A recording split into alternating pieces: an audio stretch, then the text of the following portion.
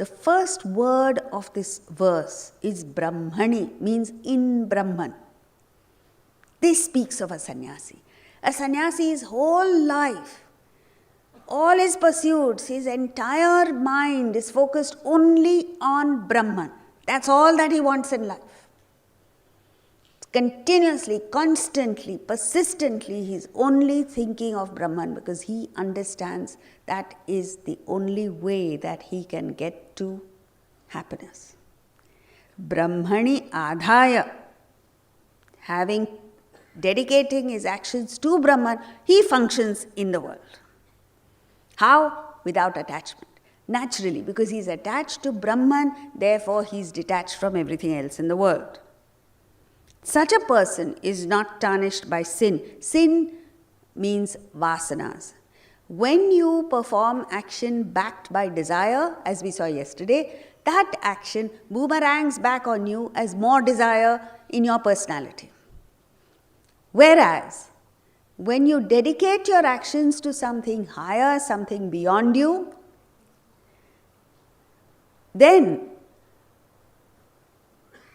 you continue acting, but that action does not boomerang back on you as more desire in your system. So therefore, he is unaffected by the world, he is not tarnished by sin, and he functions, and he gives the example of a lotus leaf in water. The lotus in fact is called Pankaja. Pankaja literally means born in mud. A lotus leaf is born in muddy waters. It lives in that muddy water, dies in the muddy water, but throughout its existence, it is untouched by the water. Have you seen that? Why? Because it has a greasy surface that protects it from the water. You and I function like blotting paper. Wherever you go, whatever you do, you're simply soaking it in.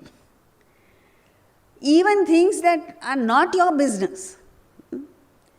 There's some confusion in the neighbor's house. You have to open your door, you have to ring the neighbor's bell and say, what is happening here? It's none of your business. Stick to what is your business. What? Every doorbell that rings, who came? Every phone call that comes, who is it? You're interfering in everybody else's affair, except this is blotting paper. Because you have, this happens that in Mumbai we have fabulous terms to describe people. Such people are completely and totally, what do you call them? Vela. No, nothing to do, no purpose. Jobless people. No interest in life, except this. Who's coming, who's going, what is happening? And then they will gossip. The neighbors filed for divorce. And that, because the neighbors filed for divorce, it gives this person immense pleasure because there's one more thing to talk about. So, Pankaja. The modern equivalent of the lotus leaf is a post-it note. You know what it is? It's a fabulous creation, such a simple thing, but fantastic creation because it sticks when you want it to stick. It sticks as long as you want it to stick, and when you don't want it, it comes off neat and clean without tearing the paper. How wonderful is it? And you can use it to your advantage. You should be like that. Live life like that. Live in the world, transact with the world, interact with the world, have wonderful relationships with people, but only as long as it is necessary. The moment it's not necessary, switch off. So, detachment. Here is a person who's totally focused. Now, come back to us. How are we going to live this? Once you have a goal, all your thoughts must be fixed on that goal. And then, do what you have to do otherwise. Detachedly. So the goal must be the only thing that matters to you. The goal is the only thing that is important to you. Everything else is unimportant. Like what you had for lunch is unimportant. Whether you had tea or coffee at 4 o'clock is unimportant. It's like this. Suppose after months of hard work and networking and trying to find the right person and so on and so forth, you manage to get an appointment with the Prime Minister. And you have a very important agenda. You are the representative of your entire trade organization, whatever you're engaged in. And you have a very legitimate, very important thing to discuss with the Prime Minister. And the Prime Minister has called you, he's given you a window of 15 minutes. So you take a flight to Delhi. Now on the flight, are you going to be bothered about, did they give me Indian food or did they give Chinese food for lunch? Is that going to be your concern? No. Throughout the flight, you're only thinking of how do I present this to the Prime Minister so that he sees what our concerns are. You land in Delhi and you go check into a hotel or you go stay with a friend. Are you going to be worried about what curtains that room has? Or, I don't know what the temperature of the AC is.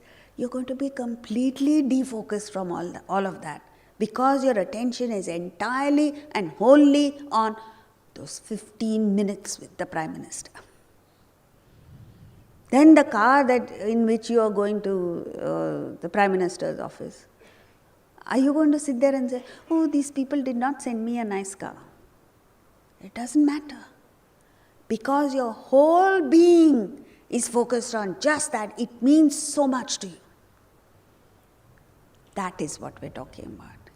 Now, but in life, if you don't have a goal, there is no purpose to your life. There is nothing that you're striving for, nothing that you are working towards, except just profit and money and holidays abroad. So that goal is so important. Once there is a goal fixation, whether it is an athlete like that Sindhu, badminton player, whether it is a musician who wants to just become the best musician, just do his best for music, whether it's an artist or an architect, whether it's an environmentalist or a surgeon, every one of us, wherever we are placed, however small or big our scope may be, we can be dedicated to the goal. Just fix a goal. And that makes for success, that makes for happiness. You're happy just doing what you're doing. And that makes for spiritual growth. Then you become free from desire. So here is a sannyasi